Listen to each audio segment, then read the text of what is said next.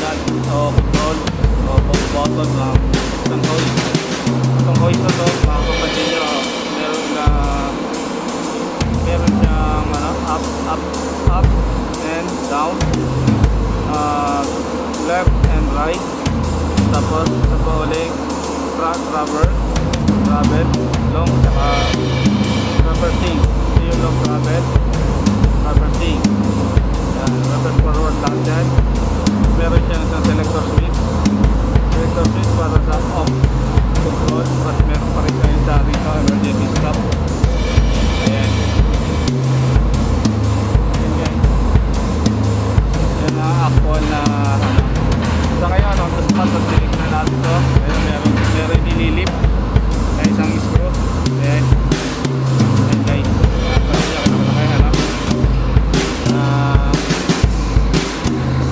binubuhat na ito.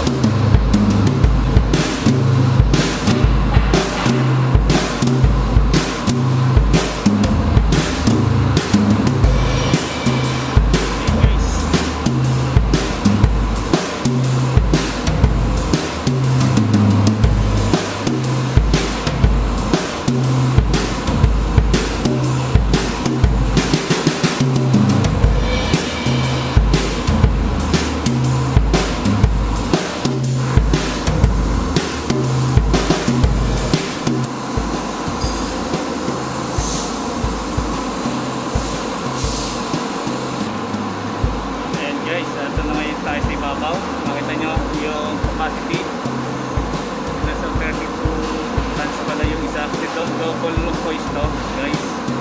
Ayan yung isa, nakalawa nasa 18. So natin mamaya.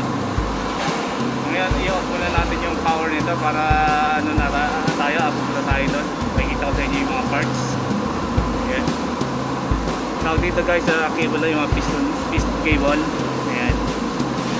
Ayan guys, nag-padlock ako. So ayan, mapansin nyo, nag-padlock ako dito sa box para safe tayo. Ayan.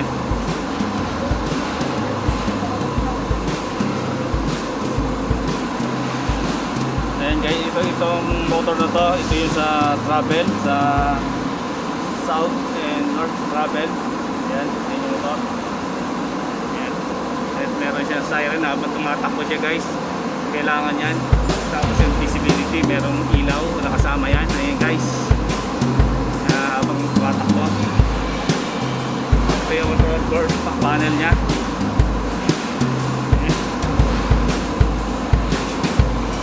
Ayan guys, ayan yung capacity 32 tons. Ayan guys, isa titignan natin.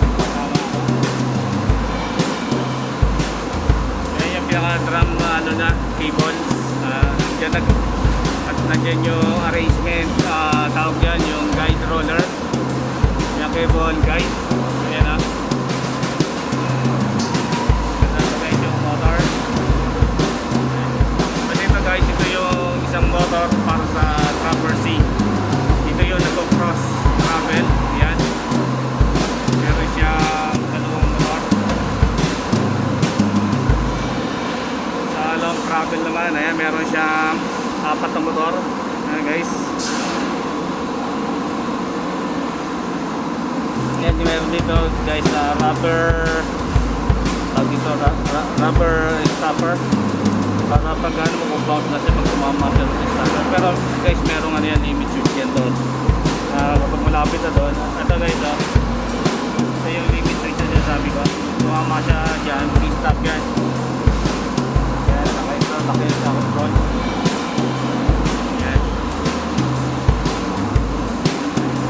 Guys, ito limit switch dun sa travel naman na pagpuno na yung ito, pumunto, ito yung cable guide.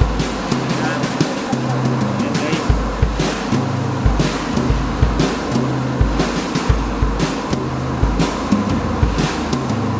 ayan dalawa guys, dalawang limit switch. Kapag extend na ng pull yung cable, mag-interlock yan, i-stop na rin. At meron din siya protection para sa lifting. Pag over na siya, may allowance siya siguro mga 3 meters. I-stop na yan para hindi ma-overshoot kapag yung nagbuko yung ano, double protection yan guys.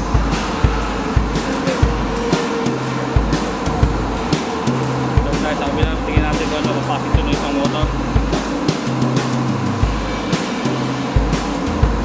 Ito guys, yung malaki, mapapasin yung laki-laki ng motor niya. Tingnan natin kung ilang kilowatt.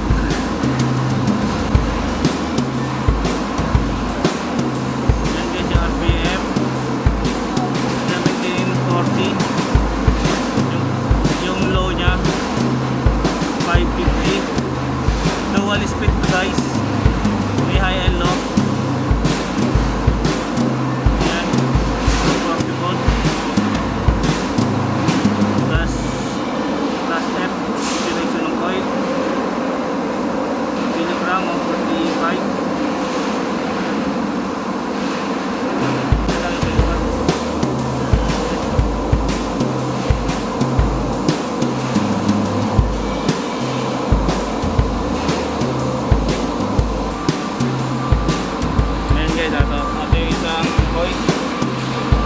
Ito yung isang coil. 12.5 tons lang pala. Right today siya 18 tons. Tapos yung isa ay nasa 32 tons. Yung malaki 32 tons. Isa 12.5. Yes. Auxiliary. Interconnection box. Yes. Yan guys, ang control niya Temax. Yan yung coil panel. Guys, yan guys, yan lang ang control nya.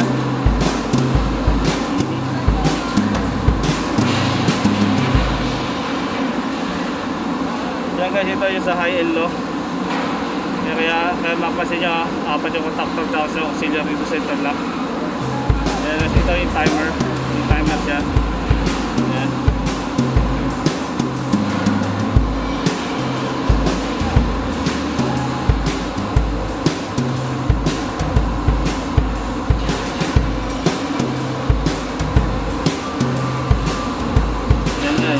Yan lang yung control niya na makikita nyo na dual voice na siya guys.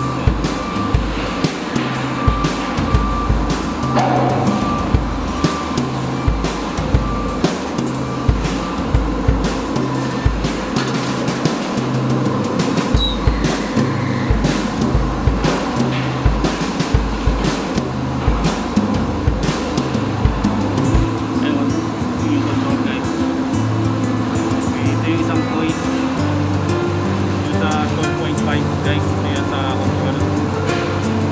Ayan. May high and low rin yan guys.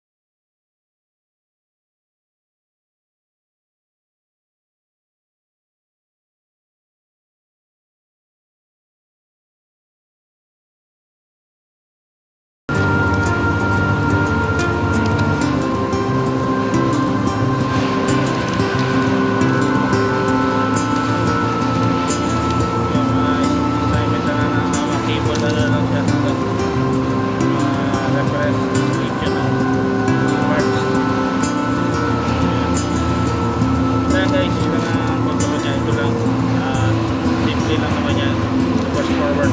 Marunong sa reverse forward, basic yan. kagandahan nito, meron itong remote. Ayan o. Remote control.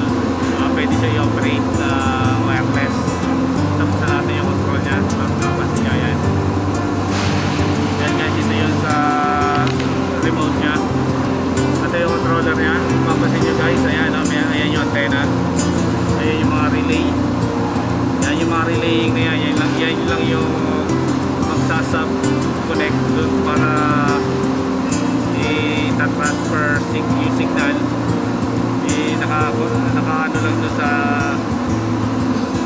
main relay sa contactors. Yan guys, ito yung mga wires na yan. Ito pumunta yan sa coils, individual coils ng halimbawa ito sa coils, up and down, reverse, forward na traversing, tsaka ng long travel. Yan, ganyan lang yan guys. Naka ano lang sila. Yan guys, ito natin. Yung nakagandahan ito, double function, pwedeng manual, pwedeng sa remote.